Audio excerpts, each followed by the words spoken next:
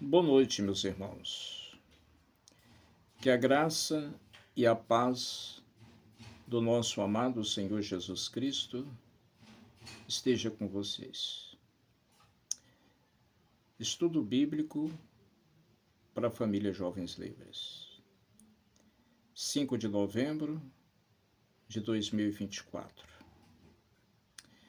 Hoje eu quero falar sobre trabalho. E para isso gostaria que você abrisse a palavra do Senhor, inicialmente, em Provérbios, capítulo 6, do verso 6 até o verso 11. Diz assim a palavra do Senhor: Vai ter com a formiga, ó preguiçoso. Considera os seus caminhos e ser sábio. Não tendo ela chefe, nem oficial, nem comandante, no estio prepara o seu pão, na cega ajunta o seu mantimento. Ó preguiçoso, até quando ficarás deitado? Quando te levantarás do teu sono? Um pouco para dormir, um pouco para tosquenejar, um pouco para encruzar os braços em repouso, assim sobrevirá a tua pobreza como um ladrão, e a tua necessidade como um homem armado. Que Deus nos abençoe pela sua palavra lida. Vamos orar? Pai, nos submetemos à autoridade da tua palavra, o direcionamento seguro do teu Espírito, para que tenhamos uma vida equilibrada. Que saibamos, Senhor, exercer as funções as quais o Senhor designou a cada um de nós, dentro também dos limites estabelecidos pelo Senhor. Abençoe-nos com o equilíbrio, a sensatez, o direcionamento do Senhor, para que não venhamos a cair em extremos. Sê gracioso para com teu povo e fale aos nossos corações. Em nome de Jesus. Amém. Meus irmãos, Provérbios têm orientações para todas as áreas da nossa vida. É por isso que estamos intitulando essa série de estudos como Aconselhamento em Provérbios. Provérbios é o ponto de partida. Foi o ponto de partida quando nós falamos de outras áreas, como o casamento, por exemplo. Partimos de Provérbios e, olhando outros textos das Escrituras a respeito da visão e direção que Deus dá para o casamento. Faremos isso também com o trabalho. O trabalho é uma bênção. Entretanto, nós precisamos entender como desenvolver o trabalho, para não cairmos em extremo. O texto que nós acabamos de ler aqui fala de um extremo, que é a preguiça. Mas existe um outro extremo, muito comum nos nossos dias. Existe até um termo criado para designar pessoas viciadas em trabalho. Pessoas que trabalham além da conta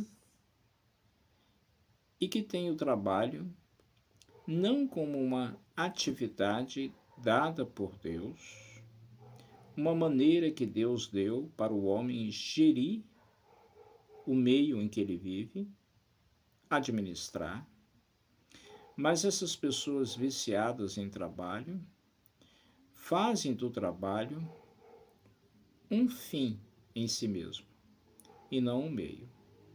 Então, esse é um outro extremo. Precisamos olhar para a Escritura para chegar ao equilíbrio. O que Deus quer para nós? O escritor de Provérbios, se referindo ao primeiro extremo, aqueles que não gostam do trabalho, que evitam o trabalho, o escritor de Provérbios cita o exemplo da formiga e ordena ao preguiçoso aprender com a formiga, considerar os caminhos da formiga e ser sábio. A formiga não tem patrão, não tem comandante, mas Deus dotou de um instinto de saber como fazer para conseguir o pão de cada dia, o alimento. Então o texto diz: no estio prepara o seu pão, na cega ajunta o seu mantimento. Acho que todos nós já gastamos tempo observando as formigas trabalharem e elas carregando para o formigueiro folhas, carregando pequenos raminhos, e elas em fila ordenadamente levando aquilo para o formigueiro. Hoje sabemos que o alimento delas não é aquelas folhas que elas levam, aqueles ramos, mas que aquilo gera um fungo dentro do formigueiro e elas se alimentam desse fungo. Então elas são sábias, elas aproveitam o estio para preparar o seu pão. Porque quando as chuvas fortes vêm, elas não podem sair para buscar o alimento. Então é citado esse exemplo e as perguntas são feitas ao preguiçoso. Ó preguiçoso, até quando ficarás deitado? Quando te levantarás do teu sono? Está claro que esse é aquele que se recusa a trabalhar. E quando alguém se recusa a trabalhar, ele se torna pesado para alguém. Porque apesar de se recusar a trabalhar, ele não se recusa a se alimentar. A formiga trabalha para preparar o seu alimento. O preguiçoso não trabalha, mas continua se alimentando. Então alguém trabalhou para que ele coma. Ele se torna um peso. A visão correta do trabalho, ela deve começar na criação. Vamos abrir a Escritura agora, em Gênesis capítulo 2, no verso 15. Quando Deus criou todas as coisas, colocou o homem ali no jardim, no Éden, Deus preparou todo aquele cenário, depois do cenário pronto, colocou o homem ali. Deus dá uma ordem para o homem. O verso 15 diz: tomou, pois, o Senhor Deus ao homem e o colocou no jardim do Éden para o cultivar e o guardar. Observa bem isso. O jardim do Éden era o paraíso. O pecado não havia entrado.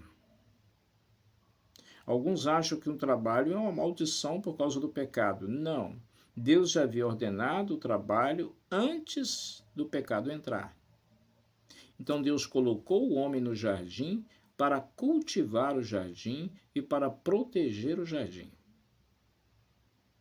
Então o trabalho é uma bênção porque o trabalho está relacionado à criação.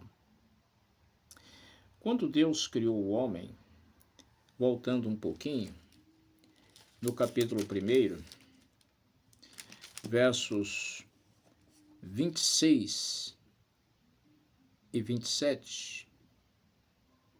Desculpa, vamos ler somente o verso 28. E Deus os abençoou e lhes disse: Sede fecundos, multiplicai-vos, enchei a terra e sujeitai-a.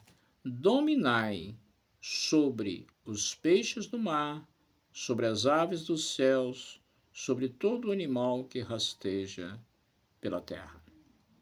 Então Deus deu uma ordem ao homem para que ele estivesse na criação, dominando sobre a criação. Isso é trabalho. Dominar, administrar, gerir. É como se Deus tivesse colocado o homem na criação como um gerente. Deus é o dono de todas as coisas e o homem o gerente. Gerenciar trabalho. Então ele concede ao homem o direito e a responsabilidade do trabalho. Quando o pecado entrou, no capítulo 3, esse direito e essa responsabilidade não é tirado. Entretanto, algumas complicações irão surgir por causa do pecado. E essas complicações afetarão o trabalho.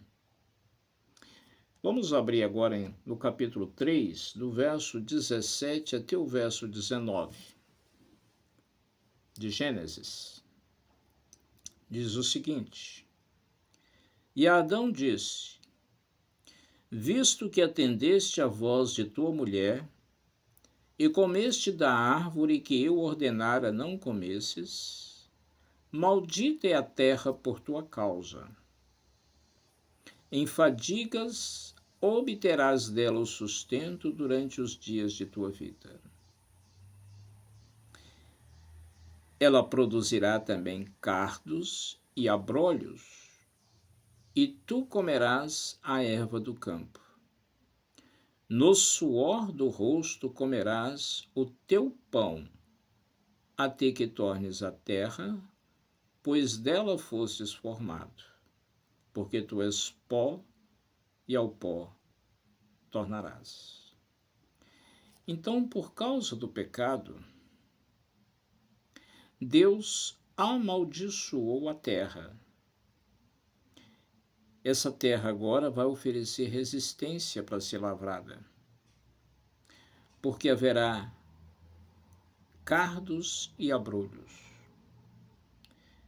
Juntamente com isso, todas as dificuldades que se apresentam para a produção de alimentos. Acrescente-se aqui as ervas daninhas, as pragas da lavoura, as intempéries, que são um terror para a lavoura, falta de chuva, chuva demais, enchentes, tudo isso afeta a produção de alimentos. Então, tudo isso entrou em consequência do pecado. Deus deixa isso claro para Adão. Adão atendeu à voz da mulher e comeu da árvore que Deus ordenara que não fosse comida.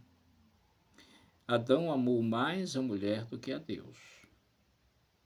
Atendeu à voz dela quando ele deveria exercer sua autoridade dada por Deus e dizer: não, desse fruto não podemos comer. Então Deus amaldiçoou a terra. Maldita é a terra por tua causa. E por causa dessa maldição, Deus acrescentou dificuldades para que o pão fosse adquirido. Em fadigas obterás dela o sustento durante os dias da sua vida. Então, nós percebemos que o trabalho antes da entrada do pecado era muito mais prazeroso. Não havia resistência. A terra não oferecia O paraíso, evidentemente, não tinha pragas, ervas daninhas, intempéries, nada que dificultasse o jardim ser cultivado. Agora, tudo isso foi acrescentado por causa do pecado. Então Deus diz no verso 18: ela produzirá também cardos e abrolhos, e tu comerás a erva do campo. Então o cultivo deve ser feito no meio da resistência que a terra oferece para produzir a erva para o alimento, a erva do campo, os vegetais usados para o alimento do homem. E o enfado pelo trabalho, no verso 19: no suor do teu rosto comerás o teu pão. Isso nos mostra que antes do pecado não havia o enfado do trabalho. Agora o homem terá que suar bastante para cultivar uma terra que oferece resistência. Alguns poderiam levantar a seguinte questão: tudo bem, mas isso é para o lavrador, é para o homem do campo. Isso não vale para profissionais de outras áreas. Eu sou professor, professora, um médico, uma dentista, uma dona de casa, um mecânico, um pedreiro. As minhas atividades são diferentes. Então, o fato da terra produzir cardos e abrolhos não vai me afetar. Afeta sim. Deus disse: maldita é a terra por tua causa. Em fadiga obterás o sustento. Isso envolve todas as áreas da vida. A fadiga faz parte, ela acompanha o trabalho. Mas Deus não tirou do homem o direito, o privilégio, a responsabilidade de trabalhar e de dominar sobre a criação através do trabalho. Então o trabalho continua sendo bênção. O que afetou é a nossa visão do trabalho. A nossa visão do trabalho, ela precisa ser, trazendo agora para a nossa realidade, ela precisa ser convertida. A conversão envolve também todas as áreas da nossa vida. A conversão tem a ver com o nosso casamento, tem a ver com a criação dos nossos filhos, tem a ver com o trabalho, tem a ver com o lazer, tem a ver com todas as áreas da nossa vida. Então, o trabalho também precisa de conversão. A nossa conversão em relação ao trabalho. Então, vamos abrir em Colossenses capítulo 3. Agora nós vamos para o Novo Testamento. E o apóstolo Paulo nos dá aqui uma direção, capítulo 3 de Colossenses, a partir do verso 22. Nós vamos ler até o capítulo 4, verso 1. Colossenses, capítulo 3, verso 22, até capítulo 4, verso 1. Diz assim a palavra do Senhor: servos, obedecei em tudo ao vosso Senhor segundo a carne, não servindo apenas sob vigilância, visando tão somente agradar homens, mas em singeleza de coração, temendo ao Senhor. Tudo quanto fizerdes, fazei-o de todo o coração, como para o Senhor e não para homens, cientes de que recebereis do Senhor a recompensa da herança. A Cristo, o Senhor, é que estais servindo. Pois aquele que faz injustiça receberá em troco a injustiça feita. E nisso não há acepção de pessoas. Senhores, tratai os servos com justiça e com equidade, certos de que também vós tendes Senhor no céu. Esse texto está nos direcionando a uma visão correta do trabalho. Quando Paulo escreveu, aquela sociedade era uma sociedade onde a escravatura estava presente. A escravatura no mundo antigo é diferente da escravatura que houve na América na Idade Moderna.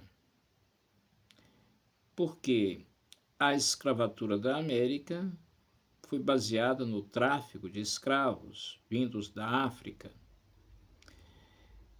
No mundo antigo era diferente. Um povo se tornava escravo de outro povo quando perdia uma guerra. O muito comum era a escravidão também por dívida. A pessoa se endividava a ponto de não conseguir pagar a sua dívida, ele se tornava escravo. Então havia escravos extremamente instruídos. Havia escravos médicos, escravos filósofos, escravos muito bem qualificados, mas que serviam como escravos. Por isso Paulo fala de servos. A palavra servos é uma tradução de doulos, é o mesmo que escravo.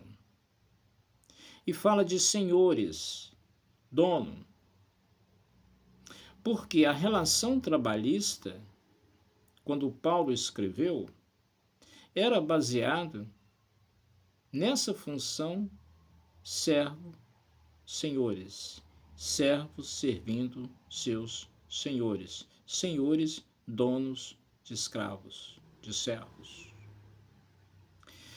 No nosso mundo, na cultura que nós vivemos, essa relação já não funciona dessa forma.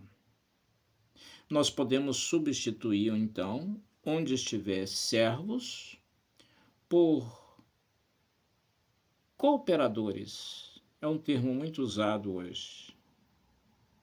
Mas podemos usar também funcionários ou empregados, como queiram. No lugar de senhores, podemos usar patrões, podemos usar empregadores, podemos usar chefes, superintendentes. No lugar de senhores, podemos usar diversos termos.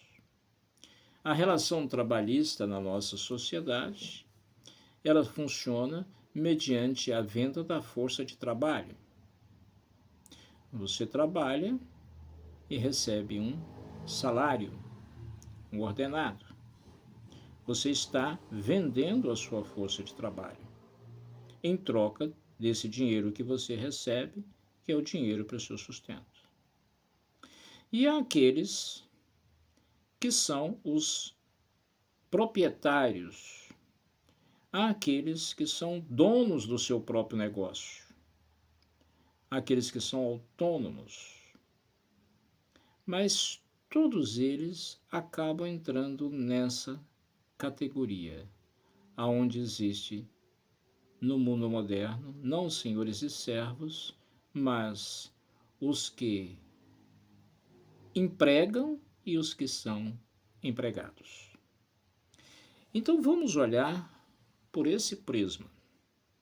No lugar de servos, vamos colocar aqui aquele que presta serviço, que vende sua força de trabalho, não importa em que área for.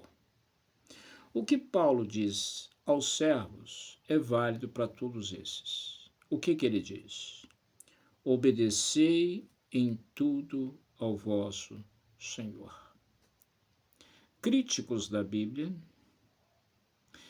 costumam criticar a forma como a Bíblia fala da submissão do servo ao Senhor. Porque, segundo esses críticos, essa é uma maneira de reforçar a dominação de ricos sobre pobres. Talvez você já tenha escutado isso. Entretanto, este mundo que Paulo vivia, isso era comum. E nós não podemos pegar a visão moderna que nós temos e transportar para o mundo antigo. Uma visão fora de época. Nós temos que nos colocar aqui dentro desse contexto do primeiro século do mundo greco-romano, que é a cultura em que Paulo viveu e escreveu. Então, jamais o servo poderia se rebelar contra o seu senhor. E nós temos aqui um princípio cristão, que é o princípio da obediência à autoridade. O Senhor é autoridade sobre o servo. Então, compete o servo obedecer ao seu Senhor. Talvez essa é uma visão um pouco difícil para certas pessoas. Mas o mesmo se aplica. O empregado, o funcionário, o servidor, o cooperador, ele deve obedecer àquele que o emprega ou àquele que o supervisiona, aquele que é autoridade sobre a sua vida no trabalho. Autoridade sobre sua vida no trabalho. Obedecei em tudo ao vosso Senhor segundo a carne. Então, uma autoridade sobre a vida do servo no trabalho. Agora, Paulo diz algo que é preciso atentar. Quando ele diz na continuação do versículo, não servindo apenas sob vigilância. Então, essa submissão não é apenas quando ele está sendo olhado, fiscalizado. Ele tem que se submeter pela consciência. Ele tem que ter a visão de que quando o seu chefe, o seu patrão, o seu supervisor não está vigiando, mas o Senhor está vendo o que ele está fazendo. O Senhor sabe tanto o que ele está fazendo como as intenções do seu coração, a forma como ele faz. Visando não somente agradar homens, mas em singeleza de coração temendo ao Senhor. Ele tem que servir ao seu patrão, ao seu empregador, ao seu chefe, como se ele estivesse servindo o próprio Deus. Eu pastoreei uma igreja e tinha um irmão nessa igreja que ele foi policial rodoviário federal por 30 anos. Trabalhando na rodovia mais movimentada do país, a que liga São Paulo-Rio. Durante 30 anos ele trabalhou ali. E esse irmão dizia o seguinte, quando ele foi minha ovelha, ele já havia aposentado. Mas ele contava que quando ele ia para o serviço, ele dizia para os seus companheiros de trabalho, seus colegas, nós vamos fazer aqui o melhor, eu vou fazer o melhor no meu plantão. Por quê? O Estado paga o meu salário, mas eu estou aqui para servir a Deus. E ele disse que ia para a beira da pista fazer aquele serviço, e às vezes sol quente, ou às vezes chovendo, não importa as condições do tempo, o trabalho tem que ser feito. Diz que é com satisfação e alegria. Tratava o condutor com educação, porque ele sentia eu estou servindo a Deus. Não importava para ele se ele estivesse sob vigilância de um superior, segundo a carne. Ele estava sob a vigilância do Senhor Deus. Eu estou servindo ao meu Senhor. Eu guardei isso comigo porque é um exemplo maravilhoso. E costumo compartilhar quando eu falo de trabalho. Então o servo precisa ter essa visão. Eu estou servindo ao Senhor. O que eu faço não é para agradar homens. Essa é a visão convertida do trabalho. O verso 23, ele dá sequência, quando diz assim: tudo quanto fizerdes, fazei de todo o coração, como para o Senhor e não para homens. Tem muitas funções no trabalho que ninguém gosta de fazer. Esse irmão dizia o seguinte: o trabalho mais difícil que tinha para ele é quando havia recapeamento de pista. Porque tinha para a beira da pista e a empresa que estava recapeando o asfalto, derramando aquele asfalto quente, aquele cheiro de pinche, aquele calor insuportável. Era o serviço mais difícil que tinha para fazer. Mas ele sempre prestava atenção nesse versículo. Tudo quanto fizerdes, fazei de todo o coração, como para o Senhor e não para homens. Eu estou aqui fazendo para Deus. Qualquer trabalho que você for fazer, trabalho que você não gosta, se você levar essa visão para o trabalho, eu não gosto de fazer isso, mas eu vou fazer da melhor maneira possível que eu vou fazer para o meu Senhor. E eu não vou oferecer ao Senhor uma obra relaxadamente. Eu vou oferecer para o meu Senhor o melhor. Essa é uma visão correta. O verso 24 diz: cientes de que recebereis do Senhor a recompensa da herança. Talvez o seu trabalho não é reconhecido pelos homens. Às vezes é até criticado. Você dá o melhor de si, faz o melhor que você pode, e os homens vêm e criticam o seu trabalho. Mas se você deu o melhor de si, fez o melhor que você pôde, você vai receber do Senhor a recompensa. É o que importa. A sua obediência a Deus e a sua recompensa que vem dele. A Cristo, o Senhor, é que estais servindo. Qualquer trabalho você está fazendo por aquele que foi crucificado no seu lugar. Se você tiver essa visão, o trabalho mais horroroso que você tiver que fazer vai se tornar maravilhoso, porque é uma oferta de amor para aquele que foi crucificado no seu lugar. É a Cristo que está servindo. Pois aquele que faz injustiça receberá como troco a injustiça. E nisso não há acepção de pessoas.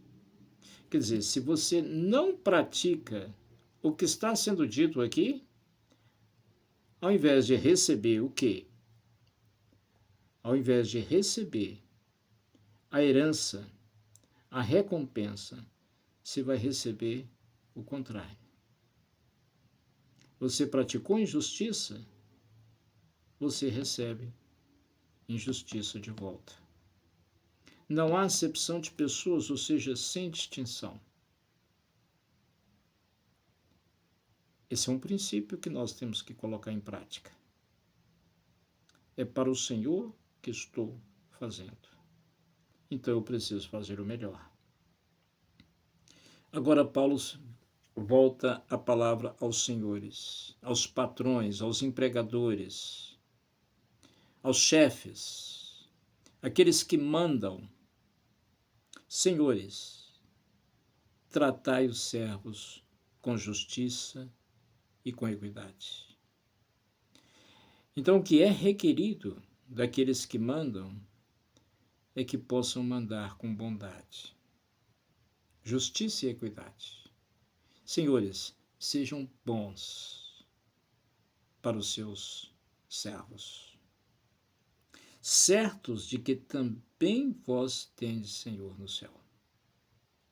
Se são senhores aqui, tem servos sob o comando de vocês, mas acima de vocês, senhores e servos terrenos, existe um Senhor no céu que é Senhor de todos, tanto dos servos como também dos senhores da terra.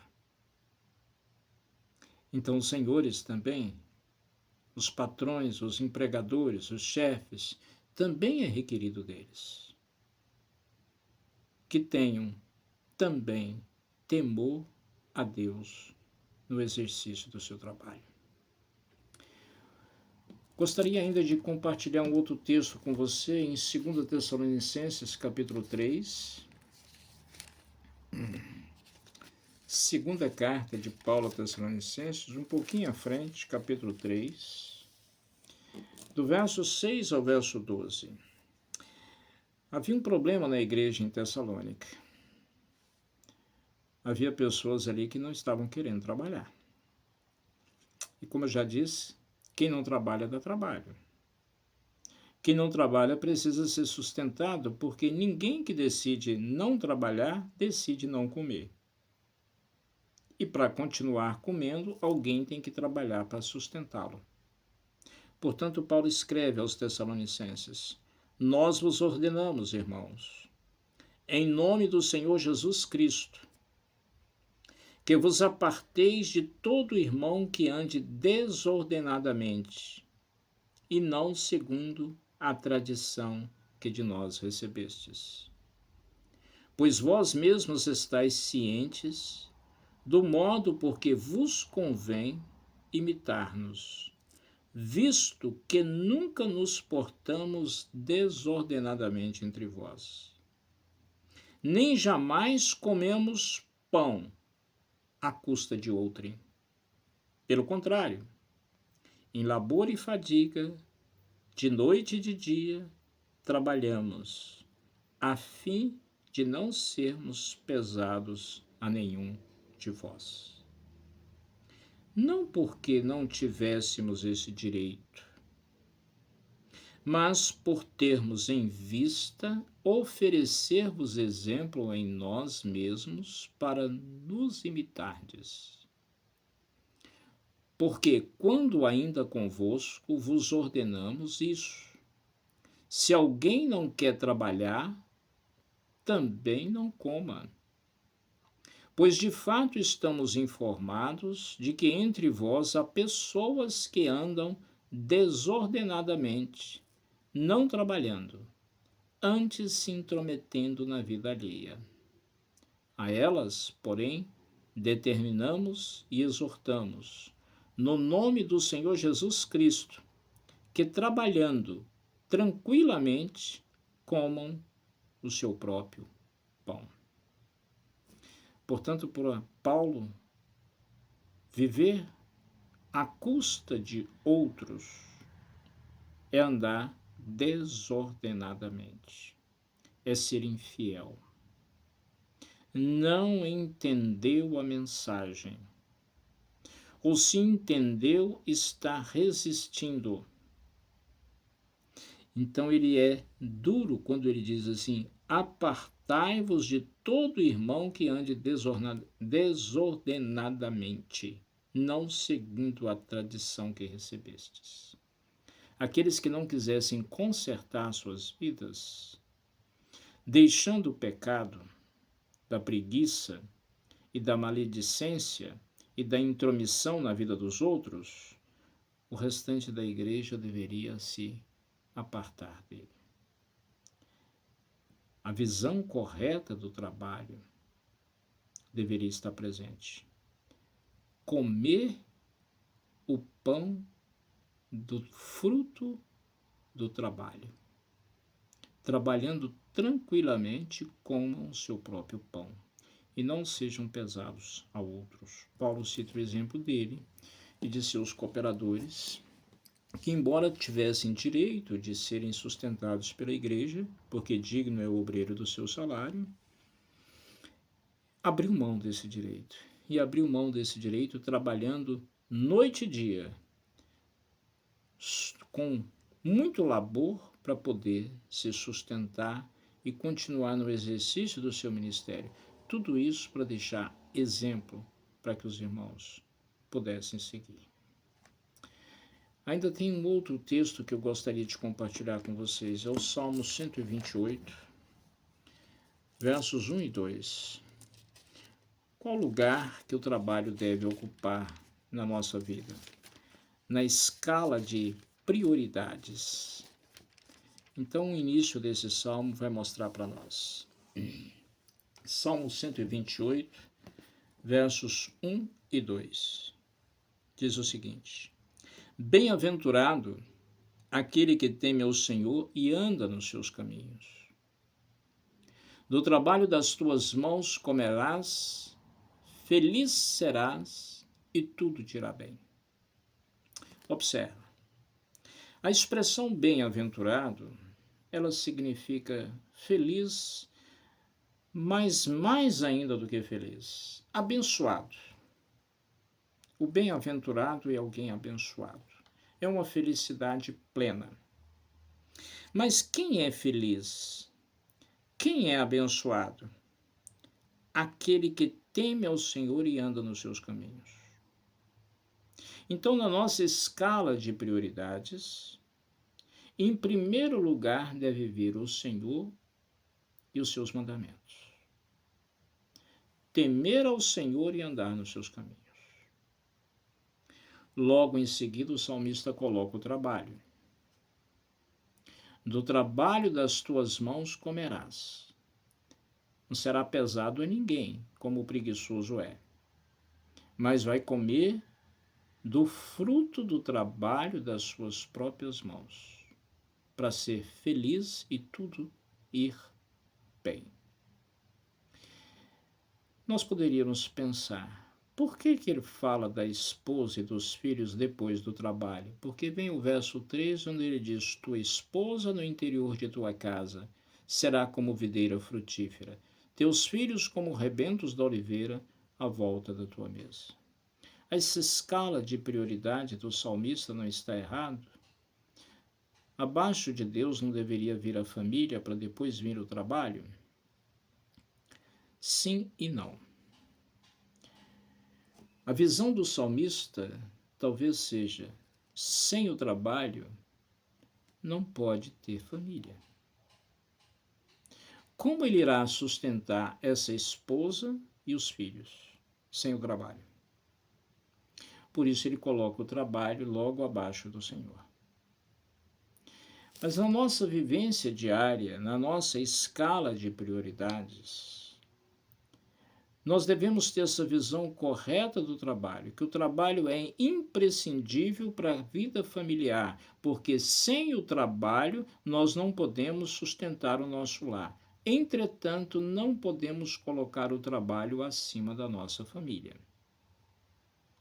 A escala de prioridades: Deus, família, trabalho.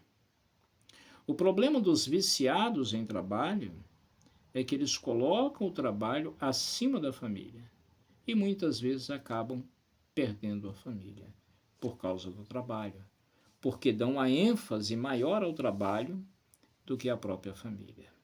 Então, a escala de prioridades deve ser seguida. Quando o salmista coloca em segundo lugar o trabalho, a sua visão é de que o trabalho é necessário para o sustento da família. Não que o trabalho seja mais importante do que a família, mas ele é imprescindível para o sustento do lar. Que Deus nos abençoe e nos dê uma visão correta do trabalho. Fugindo dos extremos. Um extremo é aquele que não trabalha, não quer trabalhar e não gosta do trabalho. O outro extremo é aquele que trabalha demais e acaba se tornando um viciado em trabalho. Precisamos ter a visão correta, a visão que Paulo nos passa no texto de Colossenses que nós lemos. Ter um equilíbrio naquilo que fazemos, devemos fazer para o Senhor, para agradar ao Senhor. Que Deus nos abençoe e aplique a sua palavra ao nosso coração. Oremos. Querido Senhor, Pai Todo-Poderoso, louvamos o teu nome. Obrigado, Senhor, por nos dar o privilégio, o direito e a responsabilidade de trabalhar. Obrigado, Senhor, pela capacidade, pela inteligência, pela saúde que o Senhor nos dá para exercer as nossas funções. Nos ajude a colocar o trabalho na escala correta de prioridade. Nos ajuda a sermos equilibrados para não cairmos nos extremos, mas caminhar de acordo com a tua vontade. Sê gracioso para com teu povo e nos abençoe.